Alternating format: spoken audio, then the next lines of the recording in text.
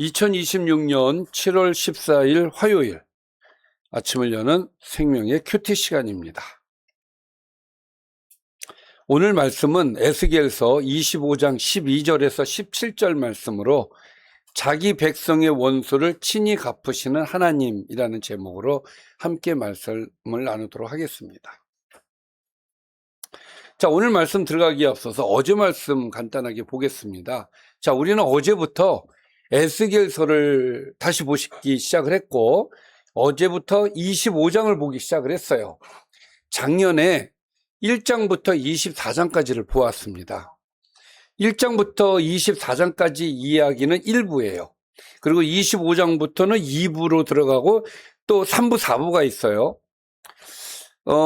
1장은 이스라엘에 대한 심판이에요. 심판을 예언하는 겁니다. 그리고 25장부터는 이방 나라예요. 32장까지 이방 나라 열방이라고 얘기를 하기도 합니다. 열방에 대한 심판에 대한 이야기예요. 우리는 어제부터 열방에 대한 심판 예언을 보기 시작을 했고 그 이야기가 어제 말씀 1절부터 11절까지의 말씀 요약이 바로 이 말씀, 이 내용입니다. 하나님께서는 성전이 더럽혀지고 유다가 포로로 끌려가는 모습을 암몬이 보면서 아하 좋다 하고 기뻐했기 때문에 하나님께서 그들을 동방 사람의 손에 넘겨 심판하겠다고 선언을 하셨습니다. 또 모압과 세일도 똑같이 유다도 모든 이방과 다름이 없다고 하며 하나님의 백성을 업신여겼기 때문에 하나님은 그들이 의지하던 성읍들을 원수에게 넘기겠다고 말씀을 하셨어요. 결국 하나님은 암몬과 모압을 심판하심으로 하나님의 백성을 멸시하는 것은 곧 하나님을 대적하는 죄다. 그리고 모든 민족이 여호와를 알게 하는 것이 심판의 목적인 것을 알려주셨죠. 그것이 어제 말씀이었고, 자, 오늘 말씀 들어가겠습니다.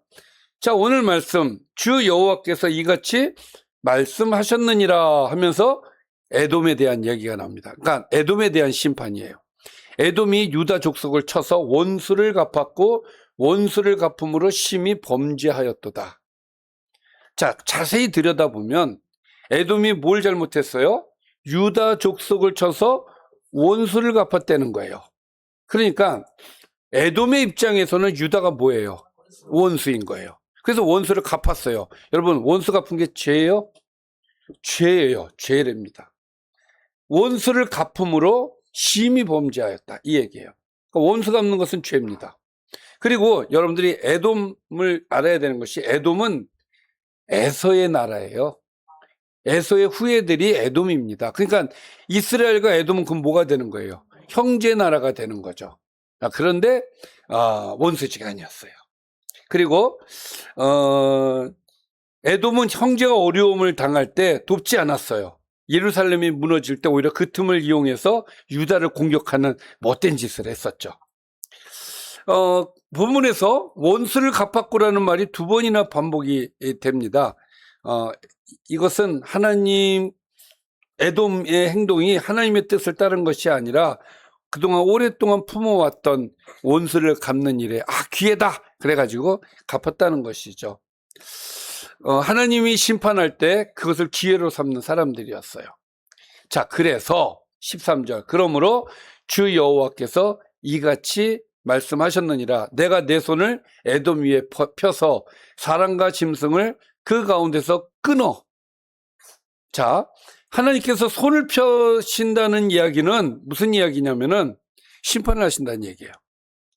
손을 펴신다라는 말은 거의 대부분 심판하신다라는 의미로 사용이 되어집니다.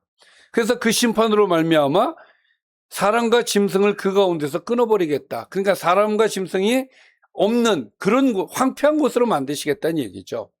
황폐하게 하리니 대만에서부터 황폐하게 하리니 드단까지 칼에 엎드러지리라. 그러니까 대만과 여기서 등장하는 드단은 이제 도시 이름인데 에돔을 상징하는 도시, 큰 도시예요. 근데 이거는 뭐냐면은 대만에서 드단까지라는 말은 무슨 얘기냐면 서울에서 부산까지라는 얘기예요. 그러니까 에돔 전체를 얘기하는 것이죠. 그래서 에돔 전체를 황폐하게 하고 칼에 엎드러진다는 건 전쟁에서 패하게 만드시겠다는 이야기죠. 왜 그렇게 하시느냐? 14절. 내가 내 백성 이스라엘의 손으로 내 원수를 에돔에게 갚으리니. 자, 내 원수라고 얘기를 했잖아요. 하나님께서 에돔을 향해서 원수라고 얘기를 합니다. 내 원수. 왜요? 네. 하나님의 백성의 가해를 하는 사람들은 하나님의 입장에서는 원수가 되는 거예요. 그만큼 하나님이 이스라엘을 사랑하신다는 얘기죠. 자, 그래서 원수를 갚겠다라는 얘기를 하셔요. 누가? 하나님께서. 그래서 그들이 내 진노와 분노를 따라 에돔에 행한즉. 이 얘기 뭐냐면 하나님께서 그 에돔을 치시는데 이스라엘을 도구로 사용하시겠다는 얘기예요. 그래서 이스라엘이 에돔을 칠 것이다.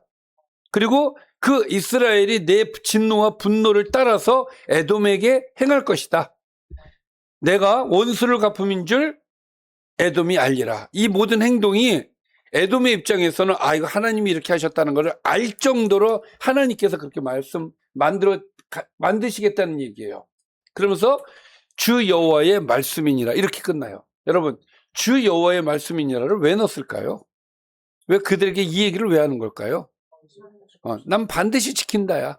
나 하나님이야. 난 반드시 지켜. 이런 의미예요. 자, 그래서 하나님께서는 에돔에게 심판을 하시겠다라고 지금 선언을 하고 계시는 거죠. 왜? 이스라엘을 건드렸기 때문에, 이스라엘에게 원수를 갚았기 때문에 그 원수 갚은 것을 죄로 물으시겠다 이 얘기죠. 자, 그 다음에 에돔은 여기까지고 그 다음에 15절에 보니까 주 여호와께서 이같이 말씀하셨느니라. 블레셋 사람이 옛날부터 미워하여 멸시하는 마음으로 원수를 갚아 진멸하고자 하였도다. 블레셋에 대한 이야기예요. 근데 블레셋이 어떻게 했다고요? 옛날부터 미워했어. 누구를? 이스라엘이야. 여기서는 이스라엘을 미워했고 멸시하는 마음으로 원수를 갚았다는 거예요. 그러니까 블레셋의 원수는 누구예요? 이스라엘이에요. 그래서 이스라엘을 진멸하고자 하였다는 거예요. 그러니까 공통점이 있죠. 에돔과 블레셋이 공통점이 있어요. 원수라고 생각하고 원수를 갚았다 이 얘기예요. 그러므로 주 예수께서 이같이 말씀하셨느니라. 내가 블레셋 사람 위에 손을 펴서, 같은 말 나왔죠? 그렛 사람을 끊으며, 이 그렛 사람은 지금은 이제 블레셋 사람을 그렛 사람이라고 얘기를 해요. 이 그렛 사람을 끊을 것이고 해변에 남은 자를 진멸하겠다고 하셨는데, 해변에 남은 자는 블레셋 해안평에 남아있는 모든 사람을 얘기를 하는 거예요. 그러니까 블레셋의 모든 사람을 진멸하시겠다 그런 뜻이죠. 그리고 17절에 분노의 책벌로, 책벌이라는 말 잘 안 쓰는 용어인데 꾸짖을 책, 벌할 벌, 꾸짖어 벌한다라는 의미가 있는 거예요. 분노는 누구의 분노겠어요? 하나님의 분노죠. 하나님의 분노의 책벌로 내 원수를 그들에게 크게 갚으리라. 내 원수라고 또 그랬죠. 자, 이 원수는 누구예요? 블레셋이에요. 크게 갚을 것이다. 내가 그들에게 원수를 갚은 즉 내가 여호와인 줄 그들이 알리라 하시니라. 그러니까 하나님께서 심판을 하시는데 이유가 두 가지가 있죠. 첫 번째는 내 백성을 건드렸어. 그래서 내 원수야. 그리고 그리고 두 번째, 내가 여호와인 것을 알리기 위해서 심판을 하시는 거예요. 나는 이스라엘 하나님 여호와야. 이걸 알리시기 위해서 그렇게 하시겠다는 거죠. 그러니까 하나님은 자기 백성을 건드리는 사람을 싫어하시고 원수를 갚아주시는 하나님이시다라는 것이 오늘의 말씀을 통해서 우리가 알 수가 있겠죠. 그리고 원수 갚으면 안 됩니다. 하나님은 원수 갚는 거 싫어해요. 오늘 두 나라의 공통점이 뭐예요? 원수 갚는 게 공통점이에요. 근데 그 원수 갚는 것을 하나님은 뭐로 보신다? 죄로 보신다는 것이죠. 그래서 하나님은 원수 갚는 거 원하지 않으십니다. 그건 이스라엘 백성도 마찬가지예요. 이스라엘 백성도 원수 갚는 거 원하지 않으세요. 하나님은 원수 갚는 건 내가 할 거야. 너는 사랑해. 용서해. 그게 하나님이 원하시는 것이죠. 자, 오늘 말씀을 좀 정리를 해보겠습니다. 에돔은 형제 민족인 유다의 고난을 이용하여 오래된 원한을 풀려고 했고, 하나님은 이것을 큰 죄로 책망하셨어요. 하나님은 공의로 에돔을 심판하시며 하나님의 백성을 대적하는 것은 곧 하나님을 대적하는 일이다. 이것을 보여주셨어요. 블레셋도 오랜 미움과 멸시하는 마음으로 하나님의 백성을 대적하였기 때문에 하나님의 심판을 피할 수가 없었던 것이죠. 성도는 원수를 자신의 손으로 갚으려 하지 말고 공의롭게 심판하시며 자기 백성을 끝까지 변호하시는 하나님을 신뢰해야 한다는 것이 오늘의 말씀이에요. 여기서 한 가지 우리가 생각해야 될 것은 우리가 원수를 갚으면 안 되는 이유가 우리는 감정으로 나갔죠. 그러나 하나님은 공의로 나가신다는 거예요. 자, 오늘 말씀을 통해서 몇 가지 우리가 한 두 가지 정도만 생각해 볼 수가 있는데, 오늘 말씀을 보면 에돔도 블레셋도 같은 실수를 하고 있어요. 그게 뭐예요? 원수 갚는 거예요. 그리고 하나님의 심판을 자신들의 복수의 기회로 삼아요. 그리고 오랫동안 품었던 미움을 행동으로 옮기는 것이었고, 하나님의 백성을 괴롭히는 일을 당연하다고 생각을 했던 것이죠. 그러나 하나님은 분명히 오늘 말씀하시기를 원수는 내가 갚는다, 이 말씀하시는 거예요. 원수 갚는 건 죄다. 이것이 오늘 본문의 핵심이고, 또 여러분, 우리도 살다가 보면 억울한 일을 당할 때가 있어요. 배신을 당하기도 하고 상처를 입기도 하고 이해할 수 없는 일을 겪기도 합니다. 그때 우리의 마음은 이렇게 얘기하죠. 내가 갚아야지. 이거 내가 갚아준다. 이런 마음을 우리가 갖죠. 그러지 말라는 얘기. 하나님은 야, 그건 내가 할 일이야. 내가 할 거야. 그 말씀이에요. 왜 그렇습니까? 우리는 감정으로 판단하지만 하나님은 공의로 판단하시기 때문에 그래요. 그래서 믿음이라는 것은 내 손에 있는 복수를 내려놓고 하나님 앞에 맡기는 것이 믿음이다. 또한 오늘 본문 한 가지 중요한 경고를 하시는데, 블레셋의 죄는 옛날부터 미워하였다는 거예요. 그러니까 우리 마음속에 오래된 미움, 풀지 못한 상처, 용서하지 못한 사람이 아직도 남아있다면 우리는 이걸 내려놔야 된다.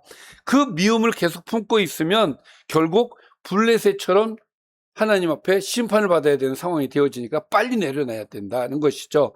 그러니까 여러분, 억울함이 있으면 하나님 앞에 맡기세요.